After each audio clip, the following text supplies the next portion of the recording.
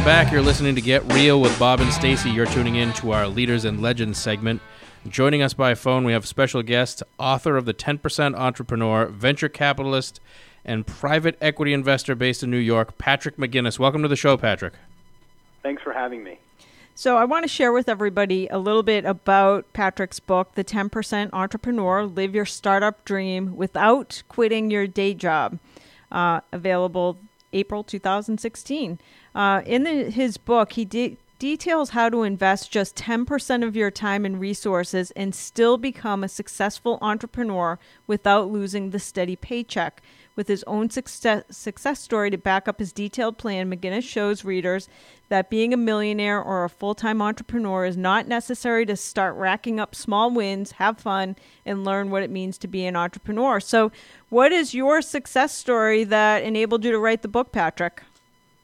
So, Stacy, what happened with me was it was not a success in the beginning. I had to go through some pain first, and I'm hoping to save all of my readers the pain that I went through. But I started out, I was working on Wall Street.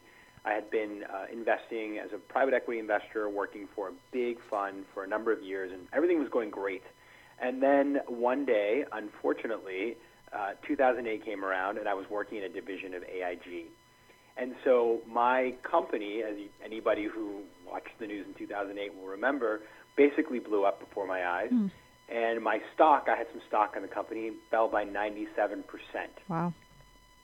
So it was a pretty sobering moment for me. And so I woke up the next day and I thought to myself, I will never put myself in a position ever again where I have to rely on one company or one job for my livelihood. And so I started doing things on the side. And since that time, I've actually done over 20 different ventures, everything from investing in startups to investing in real estate. And so I've had a bunch of different really exciting projects. I've done several deals in the real estate sector that have been very successful. One of them returned 35% IRR in the space of a year. And then I've also had a company I invested in the tech sector that basically I invested when the company had no revenues, and 2-3 years later it raised $100 million in financing. Wow. So I've been really, really successful in doing this, and it's made me realize that this is something that lots of people can do, because it's more about being smart and doing things that you're good at than having millions of dollars to invest or being some sort of expert. Wow. So I know Boston Magazine had said that you coined the term FOMO, or fear of missing out. What does that mean? Right. So fear of missing out is this idea that, and this is a kind of a Facebook age reality. It's something that I noticed when I was a student at Harvard Business School back in 2004. And I would notice that nobody would sort of say no to anything. Anytime there was an invite, anything, you would always say yes. And so you ran around trying to do a million things at the same time. And so I called that the fear of missing out, and I wrote about it in our school newspaper. And then 10 years later, I got a call from Boston Magazine saying that they had done a research and that they had traced it back to me. Wow. Wow. That's pretty awesome. If only I had copyrighted that. Yes. It's open source, so everybody should just use it as much as they want, because you don't have to pay me for it. So I'm interested in it because I have a business coach who always tells me that I'm like a mosquito at a nudist colony, because when I see opportunity, I immediately have to go focus on that opportunity. And he keeps saying to me, if you just focused on the one thing that you're really good at, which my main business is real estate. He's like, if you just focused on that, you'd become a billionaire, but you're so unfocused because you have a law firm and a coaching business and a fashion business. So what are your thoughts? Can you be good at everything? Well, you can't be good at everything, but what I like to tell people is choose things that play to your strengths. Mm-hmm. So, when I look at projects, what I try to do is, number one, is I realize that I can only spend a certain amount of time on every particular project. So I try to find projects where the people who are running them on a day-to-day basis are good at what they do. And so I can then leverage all of their talents and strengths and intelligence and hard work for myself. But the second thing I try to do is only get involved in businesses where I can truly have a meaningful impact without having to put in tons of time. And that means, for example, that when I get involved in a business, I have three things that I look for. And if I can't get all of these three things right, then I don't get involved. The first is that I have to know how the company works, how it makes money, why the business is a good business. So really get the business. The second is I have to know the people involved well and know that I can trust them and that they share my values and that they're competent and that they're going to do a good job. But the third one, and this is the one that sort of usually clears out the stuff I shouldn't be doing, is I only get involved in things where I can actually make them more successful. I can bring in capital or a client, or I can bring real insights, relationships, key hires. So that keeps me from getting involved in projects that may look fun from the outside, but that aren't going to use my time very well. All right, that's awesome. So know how the company makes money, know the people in the business well so that you know you can trust them, and only get involved where you can make them more successful. Can you share some stories from the book of, say, entrepreneurs who did stick with a paycheck, that kept their 40-hour work week for a while and ended up transitioning into entrepreneurship slowly? Absolutely. I've got a couple that I really like. I'll give you one that's a New England story, since I know you're up in Massachusetts. Great. This is a company that I believe has stores up in Boston. It's called Luke's Lobster. Okay. And Luke is from Cape Elizabeth, Maine, but he was living down here in New York.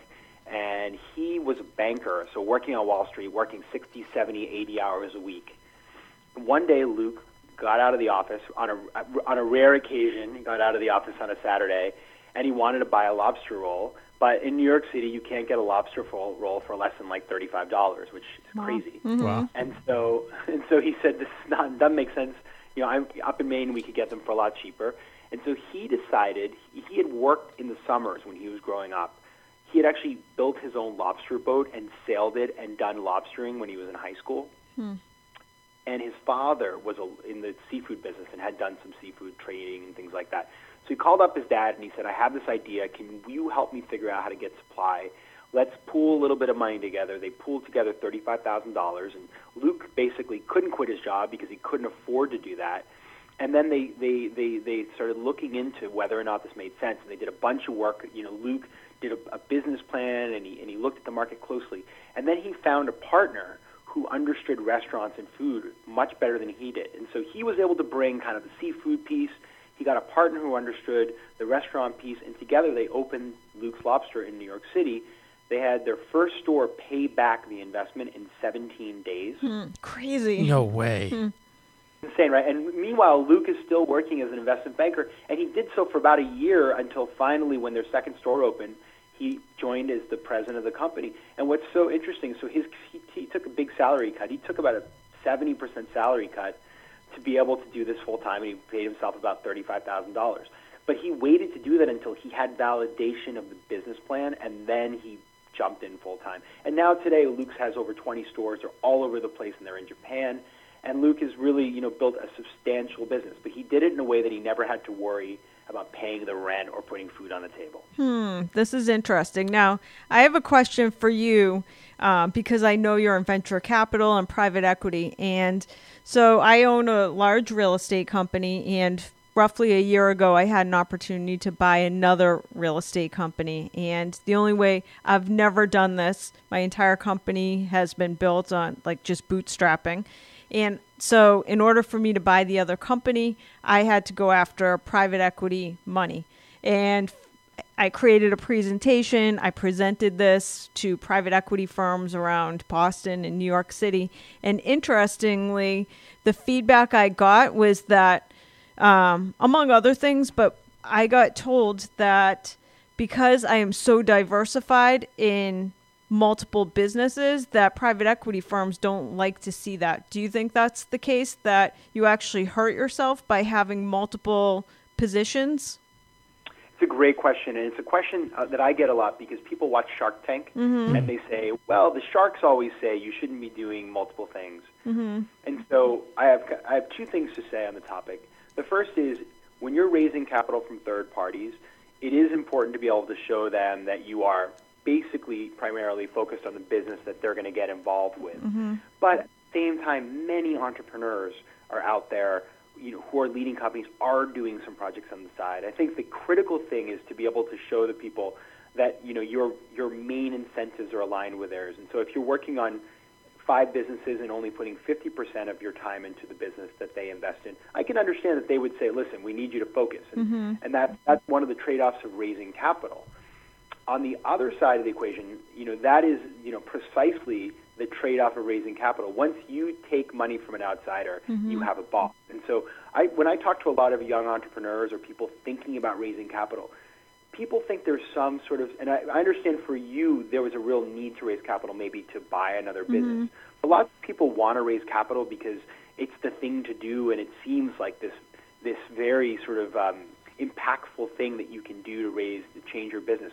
But before you do that, you really need to keep in mind the fact that once you do raise capital, you do have a boss. And so I often encourage entrepreneurs to wait as long as they can before raising capital, because then you can control the business and you own everything that it creates. Yes. Interestingly, when I was going through that process, I had interviewed Barbara Corcoran from Shark Tank and was talking to her about it. And she said, absolutely do not buy that other business because you're going to end up with a boss. You got to where you are already, bootstrapping, so just keep doing what you've been doing. So it's interesting you say that. Do you give people advice as to when it's time to quit the day job? Absolutely. And I think one of the things that I talk about in the book is the fact that at some point, if you start something on the side, so there will be 10% entrepreneurs who never have to quit their day job, because you can be an investor in businesses, or you can be an advisor, meaning you can give your time for sweat equity in a business, and you can do that all day long without needing to put too much time into it. And that's a lot of what I've done. But if you start a company like a Luke and you're running that business and it's taking off, you really have to make a decision at some point. Either you bring in a partner who can run it full time, and we have examples in the book of people who have done that, or if it's really taking off and you have a huge upside and you love the business you've created, then you should consider leaving full time. When it gets to that breaking point where you realize you wake up in the morning and you're conflicted, because what you can never do is you can never shortchange your day job for your 10% project, because your day job is exactly the thing that allows you to do all of these things on the side. So you need to do right by your employer and respect the fact that you're getting paid by somebody else. Right. And I know that you talk in the book about not only do you offer a plan to people in the book to show people how to select and engage in projects that will make them successful, but you also say that oftentimes these same entrepreneurs simultaneously become better at their day job. Absolutely. And that's one of the things that we don't hear a lot about in terms of discussions of corporate culture, but there are some companies that have figured this out. There are companies like Google or 3M. The Post-it was created by employees of 3M who basically were told, go figure something out in your free time and bring it back to us. And so what I have seen with employees of large firms, and I have a great story about a lawyer who started this really cool company that makes bracelets that play school fight songs. And he went to Harvard Law School, and he has 2 patents, and he's a lawyer at this law firm now. I guess he's over in London. Guy works all the time, but he started this company on the side. And because of the fact that he has, and I think, Stacey, you'll relate to this, because he does business and he has to learn about financial statements and negotiations around financial items, he's much, much better as a lawyer. He can think like a business person, and so he has all the tools he needs to be able to really be a better lawyer and serve his clients more effectively. That's awesome. So do you find that, at least with the people you interview, that most of them have a day job and then start one company, or is there a large percentage that sometimes I think entrepreneurship is like an addiction, that they just start all different types of companies? There's a mix. There are some people who just have one idea and then they go after it and they build something and they focus predominantly on that. But what I've seen is exactly what you're saying, is once you start being an entrepreneur, once you get your feet wet and you know what it is and you realize it's not as scary as it seems, you can't really help yourself. And so what's so cool about, the fact that these days it's so cheap to start businesses, the costs of the technology and the costs of all the things you need to get going are so low, that you can engage with things as an entrepreneur, and it doesn't have to take over your life or your savings or anything like that. And so that's what we tend to see, is that somebody dips a toe and then they just want to put the whole foot and maybe then up to the knee and then just jump right in. So we only have about a minute and a half left. Do you have any piece of advice? Like, is there any one big mistake that you see a lot of new entrepreneurs make? Yes, I think the mistake that I've seen a lot of times is choosing entrepreneurship because you hate your day job. So you're sitting at your cube or you're in your office all day long and you just hate what you're doing. And so you just do something, you make an investment or you get involved or you try to start something just as a way of sort of giving yourself some therapy. And that is not usually a successful strategy. The way to start a business is to find something you believe in, do your homework, test it out, find people who can help you, and then build it up in a really thoughtful way. And so that's what I encourage people to do, and we take them through in the book how to figure out what you want to do and how to put that team together. And Patrick, I have a quick question for you too. I know we're running out of time, but we have a couple minutes left. You mentioned in your bio that you invest in emerging markets. Could you share with us what kind of investments you're making in places like Morocco and Mozambique? Absolutely. Well, those two are places that I've just been to for other work projects, so I haven't actually invested capital there. Oh, okay. But where I do invest is in Latin America. So I've done investments in Brazil and Argentina, and what I do there is so my whole career has been in Latin America. I lived in Argentina when I was in college. I speak Spanish and Portuguese, and I go down there frequently. And so I like to think of myself as like a scout, like a baseball scout who travels around the country looking for the best, upcoming talent. I find great entrepreneurs from Latin America, and I will get involved at the earliest stages of their companies and help them to grow into global businesses. And so the best example of that is a company called Blue Smart, which is a smart suitcase that I met the entrepreneur when he had just basically gotten to the United States, and now that company has gone on. They did a $2.5 million fundraise on Indiegogo. They're in 90 countries, and I got in early because I know that culture, I know that country, and I'm able to kind of find the hidden gems. That's my strategy there.